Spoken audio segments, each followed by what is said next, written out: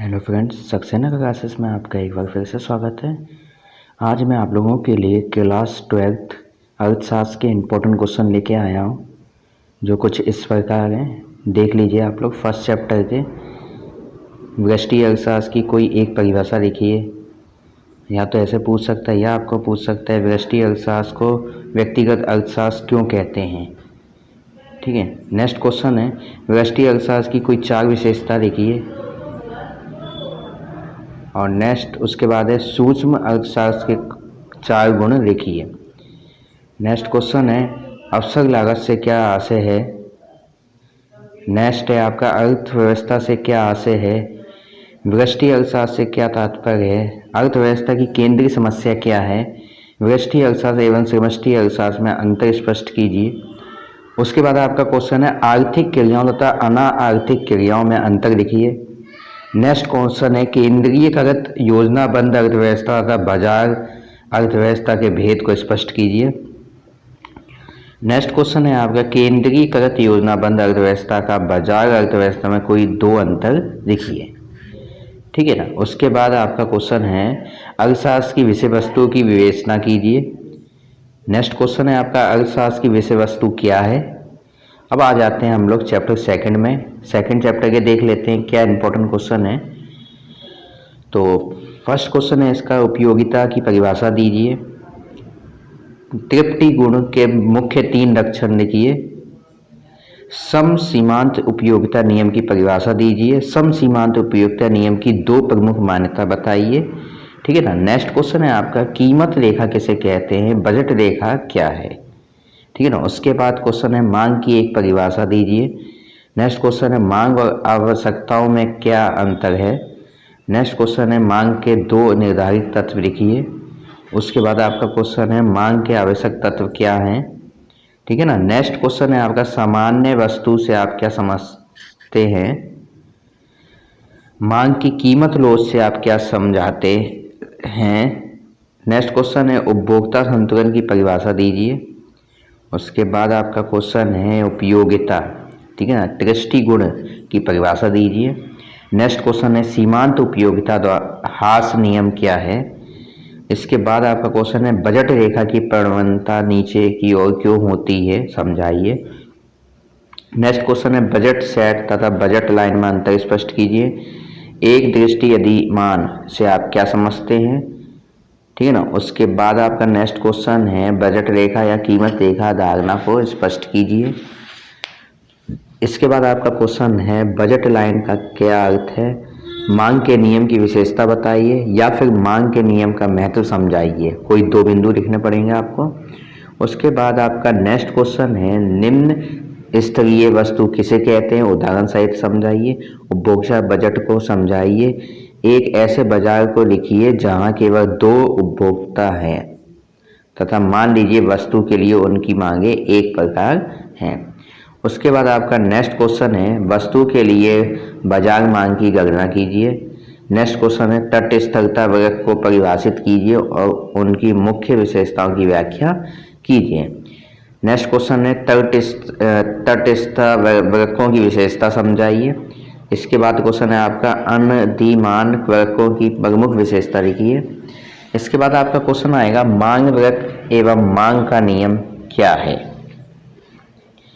Next question है आपका मांग के नियम के अपवाद लिखिए या फिर मांग का नियम क्यों लागू होता है, इस नियम के अपवादों का उल्लेख कीजिए। ठीक है ना। नेक्स्ट क्वेश्चन है आपका मांग की लोच को प्रभावित करने वाले तत्व समझाइए। ठीक है।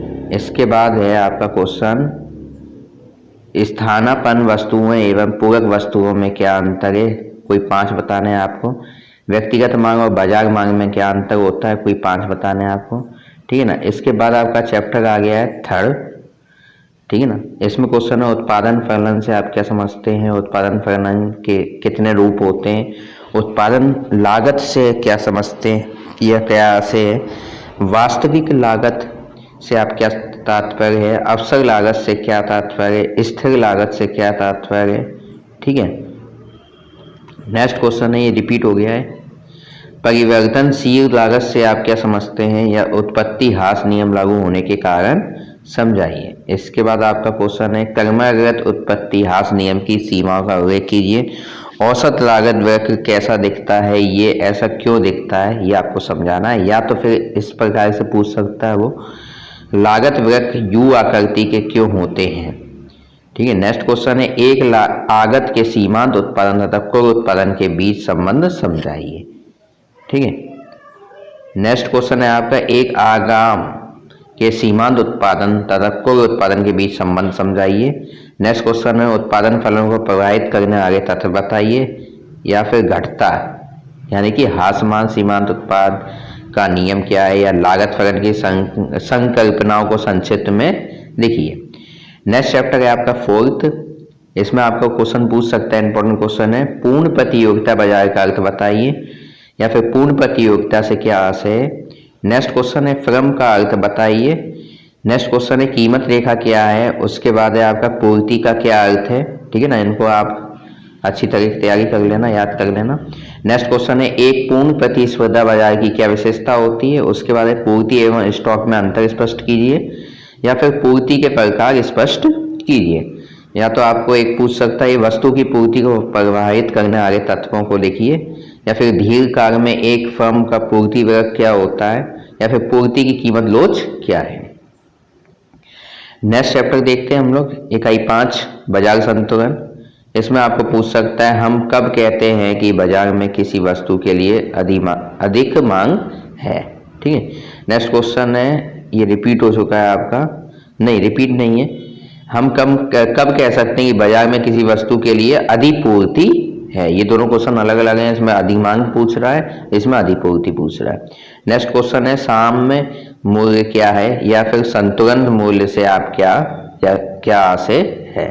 नेक्स्ट क्वेश्चन है कीमत सीमा क्या है। उसके बाद है कीमत तर्क क्या है। नेक्स्ट क्वेश्चन है निम्नतम निर्धारित कीमत क्या, उदाहरण दीजिए। या बाजार संतुलन कीमत की विवेचना कीजिए। या फिर यदि वस्तु X की स्थापन वस्तु Y की कीमत में वृद्धि होती है तो वस्तु X की कीमत अथवा मात्रा पर इसका क्या प्रभाव होगा। ठीक है ना। उसके बाद आप देख सकते हो इकाई 7 समष्टि अर्थशास्त्र एक परिचय। ठीक है। इसमें क्वेश्चन पूछ सकता है आपका समष्टि अर्थशास्त्र की परिभाषा दीजिए। या फिर समष्टि अर्थशास्त्र का क्षेत्र स्पष्ट कीजिए। उसके बाद समष्टि अर्थशास्त्र की कोई 3 विशेषता लिखिए। या फिर पूंजीवादी अर्थव्यवस्था की विशेषता क्या है। या 1929 की महामंदी का वर्णन कीजिए। और एक क्वेश्चन और पूछ सकता है समष्टि अर्थशास्त्र की विशेषता लिखिए। ठीक है ना। उसके बाद नेक्स्ट इकाई पे चलते हैं, राष्ट्रीय आय का रेखांकन। इसमें पूछ सकता है खुली अर्थव्यवस्था से क्या आशय है। या फिर स्टॉक का क्या अर्थ है। प्रवाह से क्या आशय है। या फिर राष्ट्रीय आय से क्या आशय है। शुद्ध निर्यात से क्या आशय है। सकल घरेलू उत्पाद से क्या आशय है। या फिर प्रति व्यक्ति आय का क्या अर्थ है। या फिर मिश्रित आय से क्या आशय है। व्यक्तिगत आय क्या है। उसके बाद पूछ सकता है आपको व्यक्तिगत प्रयोज्य आय का अर्थ लिखिए। या फिर आय का सकल राष्ट्रीय उत्पाद क्या है। या फिर उत्पादन के प्रमुख कारक कौन कौन से हैं। तो उसके बाद पूछ सकता है एक मिनट प्रति व्यक्ति आय का अर्थ लिखिए। या फिर पूछ सकता है मिश्रित आय से क्या आशय है। उसके बाद आपसे पूछ सकता है व्यक्तिगत आय क्या है। या व्यक्तिगत प्रयोज्य आय का क्या अर्थ है। आय का सकल राष्ट्रीय उत्पाद क्या है। उत्पादन के प्रमुख कारक कौन कौन से हैं। या फिर राष्ट्रीय आय एवं राष्ट्रीय पूंजी में अंतर करो। या राष्ट्रीय आय या प्रति व्यक्ति आय में क्या अंतर होता है। इंपॉर्टेंट क्वेश्चन है। नेक्स्ट है राष्ट्रीय आय तथा राष्ट्रीय संप्रदा में क्या अंतर है। या फिर राष्ट्रीय आय गणना की प्रमुख विधियां देखिए। और एक क्वेश्चन है आपका 18वां क्वेश्चन देखिए आप, राष्ट्रीय आय का महत्व समझाइए। कोई 5 बिंदु लिखने हैं। या फिर भारत में राष्ट्रीय आय में धीमी वृद्धि के कारणों को समझाइए। ठीक है ना। उसके बाद आप देखिए इकाई 9 में मुद्रा और बैंकिंग। इसमें आपका पूछ सकता है वस्तु विनिमय प्रणाली क्या है या विनिमय क्या है। मुद्रा का अर्थ बताते हुए बताइए एवं परिभाषा लिखिए। या फिर मुद्रा के 4 आर्थिक दोष के नाम लिखिए। या फिर केंद्रीय बैंक को परिभाषित कीजिए। नेक्स्ट क्वेश्चन पूछ सकता है खुले बाजार की क्रियाएं किसे कहते हैं। या फिर रिजर्व बैंक को सरकार का बैंक क्यों कहते हैं। इसके बाद पूछ सकता है बचत खाते से आप क्या समझते हैं। या फिर मुद्रा के प्रमुख कार्य क्या क्या हैं। ये इंपॉर्टेंट क्वेश्चन है आपका। या एक अच्छी मुद्रा पदार्थ के गुणों का वर्णन कीजिए। या फिर केंद्रीय बैंक और व्यापारिक बैंक में अंतर बताइए, कोई चार बताने होंगे आपको। या तो फिर भारतीय रिजर्व बैंक बैंकों का बैंक क्यों कहलाता है। या तो पूछ सकता है आपको बैंक दर या रेपो रेट में अंतर बताइए, या वस्तु विनिमय प्रणाली क्या है, इसकी सीमाएं लिखिए या कठिनाइयाँ। ठीक है ना। नेक्स्ट क्वेश्चन है भारतीय रिजर्व बैंक से प्रमुख कार्य लिखिए, या फिर भारत में बैंकों का महत्व समझाइए, या फिर मुद्रा के दोषों की व्याख्या कीजिए। यह मुद्रा मांग एवं पूर्ति से आप क्या समझते हैं या क्या तात्पर्य। इकाई 10 देखिए, आय तथा रोजगार का निर्धारण। इसमें तरलता पसंदगी क्या है, या कुल मांग के कोई चार घटक बताइए, या काहन का रोजगार गुणांक क्या है। उसका पूछ सकता है गुणांक में रिसाव से क्या आशय है, या फिर कुल मांग फलन का अर्थ बताइए, या आय व रोजगार के परंपरावादी सिद्धांत की कोई चार मान्यताएं लिखिए। उसके बाद पूछ सकता है प्रभावपूर्ण मांग से क्या आशय है, या फिर बचत को प्रभावित करने वाले चार घटकों को संक्षेप में समझाइए, या फिर उपभोग फलन क्या है, इसकी तीन विशेषताएं बताइए। या फिर ये क्वेश्चन आपका इंपॉर्टेंट है, समग्र मांग क्या है, प्रमुख अवयव लिखिए, या अत्यधिक मांग या अपवाही मांग में अंतर स्पष्ट कीजिए। ठीक है ना, आप ये देख सकते हैं क्वेश्चन। या तो ये एक क्वेश्चन ये इंपॉर्टेंट है, न्यून मांग के कारण लिखिए, या अतिरिक्त मांग की किसी स्थिति को ठीक करने के उपाय लिखिए। नेक्स्ट चैप्टर है आपका 11 इकाई 11 सरकारी बजट एवं अर्थव्यवस्था। बजट किसे कहते हैं, या अंतरिम बजट क्या है, या संतुलित बजट क्या है, जीएसटी से आप क्या समझते हैं। ठीक है, इंपॉर्टेंट क्वेश्चन है ये। या फिर प्रत्यक्ष कर की परिभाषा दीजिए, या अप्रत्यक्ष कर की परिभाषा दीजिए। बजट की प्रमुख विशेषता बताइए। राजस्व प्राप्तियों तथा पूंजीगत प्राप्तियों में अंतर स्पष्ट कीजिए। सरकारी बजट के उद्देश्य बताइए।